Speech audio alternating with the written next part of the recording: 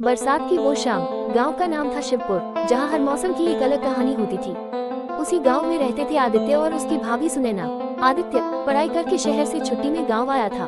भैया यानी विक्रम बाहर नौकरी करते थे और सुनैना अकेली घर संभालती थी। सुनैना की उम्र ज्यादा नहीं थी, बस 24 थी।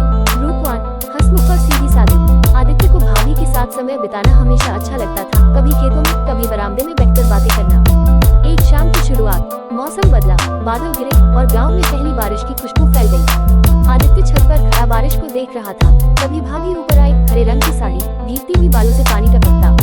वो बोली, देवर जी, यूं क्या देख रहे हो, नीचे आ जाओ, बीमार पड़ जाओगे।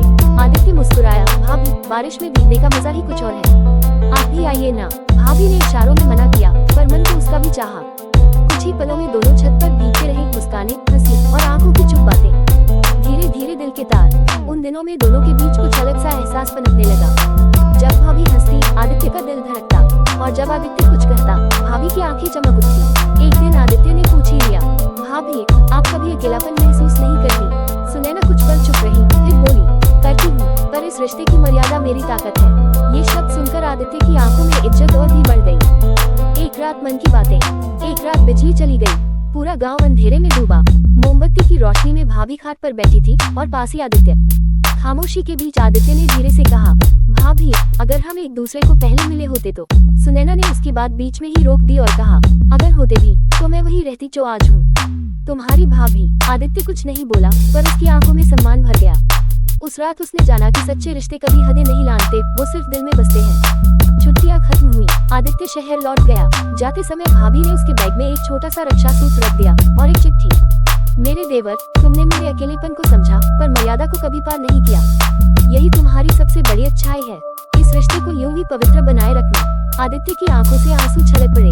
5 साल बाद समय बीत चुका था। आदित्य अब एक बड़ा अफसर बन चुका था। शहर की जिंदगी में उलझा हुआ, लेकिन दिल के किसी कोने में अब भी वो बरसात की शाम, वो छत पर भीगती भाभी और वो रक्षा सूत्र की चिट्ठी बसी हुई थी। एक दिन माँ की तबीयत बिगड़ी और आदित्य गाँव लौटा। स्टेशन पर उतरते ही दिल धड़कने लगा। वही रास्ता, वही खेत, वही हवा और वही घर पहुंचा तो दरवाजे पर खड़ी थी भाभी सुनैना।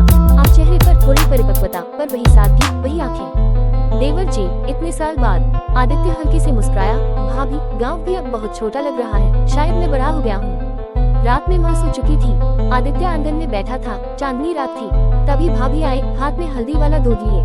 शहर में ये पीते हो या भूल गए? आदित्य ने चुटकी ली। आप जैसी भाभी वहाँ कहाँ है जो खुद बना कर दे?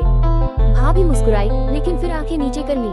कुछ पल बाद उसने धीरे से पूछा, शादी क्यों नहीं की अब तक? आदित्य कुछ पल चुप रहा, फिर बोला, क्योंकि जो रिश्ता दिल को छू गया हो, उसके बाद बाकी सब अधूरे लगते हैं। भाभी ने कुछ नहीं कहा, बस आंचल से हल्की हवा दी। शायद वो दिल की बात समझ गई थी, पर मर्यादा का पर्दा भी थामे थी।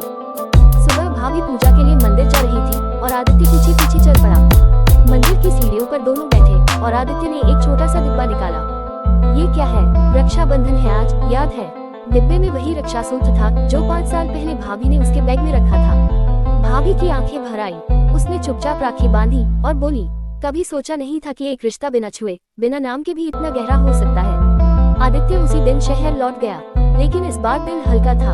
अब वो जान चुका था कि कुछ रिश्ते मार्ग भी होते हैं, मस्त भी, पर सबसे खास होते हैं वो जो मर्यादा में रहकर भी दिल को छू जाते हैं।